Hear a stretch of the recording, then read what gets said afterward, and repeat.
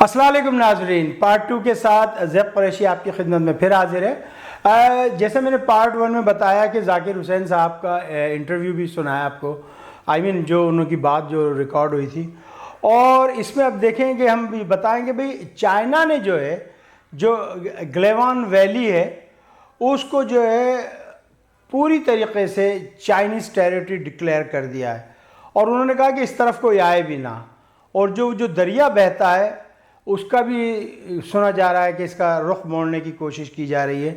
اچھا، چائنا دیکھیں گے چائنا سے کس طریقے سے انہوں نے اپنے لوگ چھڑائے۔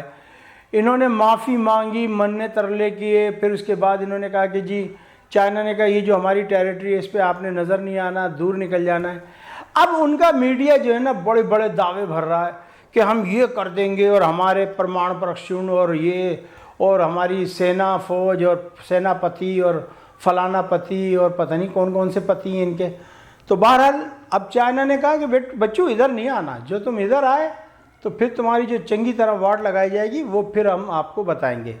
اس سے پہلے کہ میں اور بات کو آگے بڑھاؤں، اگر آپ نے ابھی تک ہمارا یہ چینل سبسکرائب نہیں کیا ہے تو آپ زیب قریشی ٹی وی کو، یہ جو نیچے پٹی چل رہی ہے، پلیز اس کو سبسکرائب ضرور کریں، لائک کریں، شیئر کریں، چونکہ جب تک آپ اس کو سبسکرائب نہیں کریں گے، لائک نہیں کریں گے، شیئر نہیں کریں گے، ہم آپ کو کہاں سے خبریں لا کر دیں گے۔ اچھا جی، ہندوستانی میڈیا وہ جھوٹ پر جھوٹ بولے جا رہا ہے، صرف اپنی کھجل خواری مٹانے کے لیے، یہ کہ جی ہم مہاویر ہیں، ہم پرمانو ہیں، یہ ہیں، فلانے ہیں، ڈھمکانے۔ اب مجھے تو چونکہ ہندی اتنی آتی نہیں ہے، سنسکرت، تو میری تو سمجھ میں نہیں آتی کہ پرمون کیا ہے، پرونو کیا ہے۔ بہرحال جو وہ بولتے ہیں وہ خود ہی بولتے ہیں، خود ہی سمجھتے ہیں۔ جو ایک آدھ اردو کا لفظ استعمال کرتے ہیں وہ میں انڈرسٹینڈ ہو جاتا ہوں، باقی اللہ خیر صلی اللہ۔ یہ کہتے تھے کہ جی ہم نے پاکستان کو توڑ دیا۔ بھئی تم کیا پاکستان کو توڑو گے؟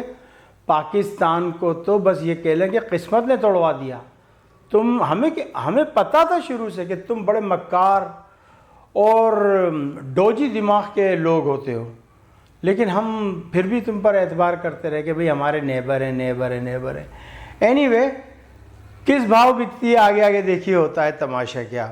اچھا جی، پھر چلتے ہیں۔ اچھا، مجھے یہاں پر رہ کر جنرل حمید گل یاد آ رہے ہیں۔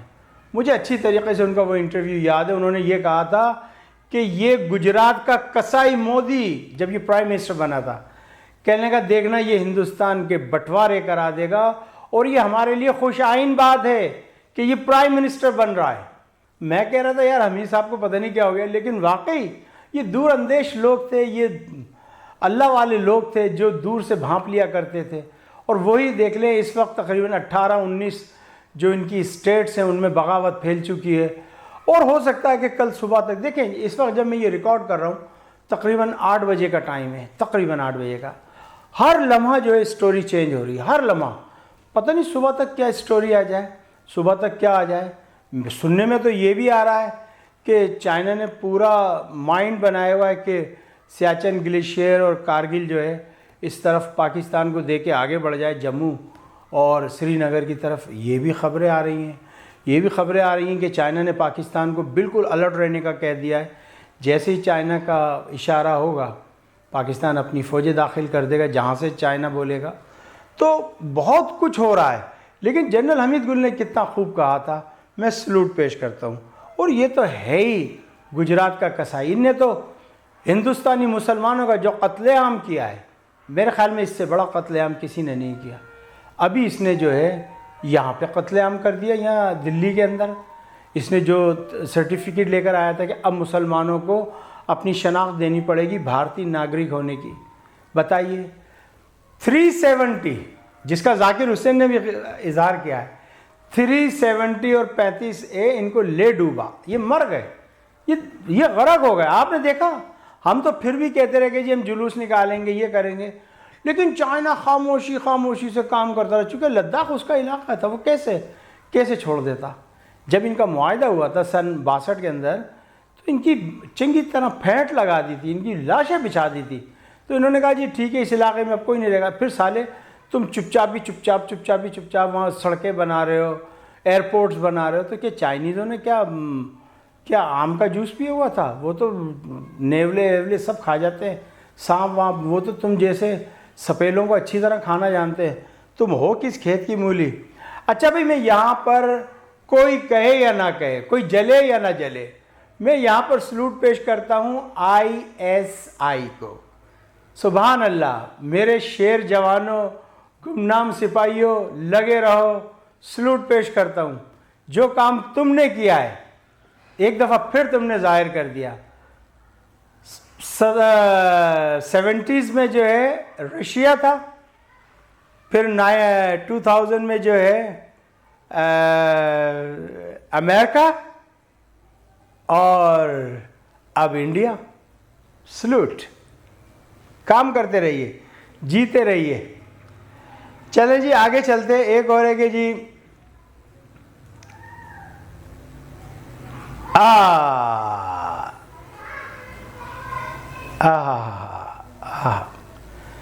یہ جو خبر میں بھی نکال کر لایا ہوں, یہ بڑی کنفرم رپورٹ ہے کہ انڈین بدترین شکست کا سامنا ہو گیا تھا انڈینز کو.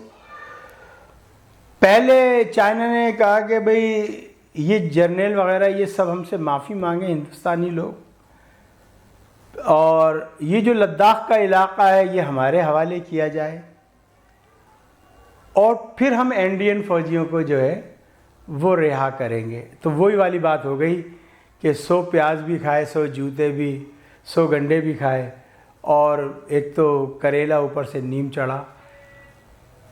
ہندوستانی فوج کی جو تذلیل ہوئی ہے, جو ہندوستانی فوج کی بے عزتی ہوئی ہے, میرے خیال میں تاریخ میں ایسی نہیں ملتی. ایٹ لیسٹ ہمارے فوجی 90,000 نہیں تھے, اس میں سویلین بھی تھے, ہمارے فوجی آخری بلٹ تک لڑے ان کے ساتھ, آخری بلٹ تک لڑے, لڑتے رہے, سینے پہ گولی کھائی. تب جب کمک نہیں پہنچی, جب دیکھا کہ سب چاروں طرف اندھیرا ہی اندھیرا ہے, ہماری عوام, پاکستانی عوام ہمارے خلاف ہو گئی, تو ٹھیک ہے جنرل نیازی نے ہتھیار ڈالے. تو بھئی ہتھیار ڈال دیے پاکستانی فوج نے, چلے کوئی بات نہیں. لیکن یہ تو بڑا شرم کی بات ہے کہ آپ نے تو ہاتھ جوڑ لیے, ان کے پاؤں پہ گر گئے, معافی ترلے کرنے لگے, ہماری جان بخش دیجیے, چھوڑ دیجیے, ہمیں جانے دیجیے.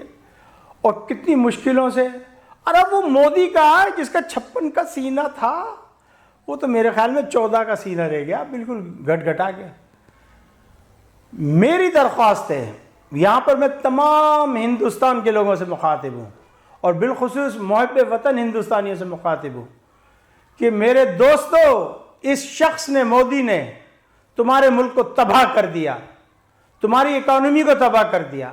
آج یہ اسٹیٹس جو ٹوٹیں گی, اس کا ذمہ دار BJP RSS, جو بیج بو رہے تھے تم, نفرت کا بیج مسلمانوں کے خلاف, اپنے ذہن سے یہ خناس نکال دیجئے. خدا کی قسم تم قیامت تک مسلمانوں کا مقابلہ نہیں کر سکتے. ہمارے قرآن میں بات لکھی ہے, ایک مسلمان تم 10 پر بھاری ہے, اور ہم اگر مر گئے, شہید ہو گئے, تو ہم سیدھے جنت میں جائیں گے. تم کہاں جاؤ گے نام ستیہ کرتے ہوئے؟ میں آپ سے مخاطب ہوں, آپ سمجھائیں. اگر ہم بچ گئے تو غازی ہیں.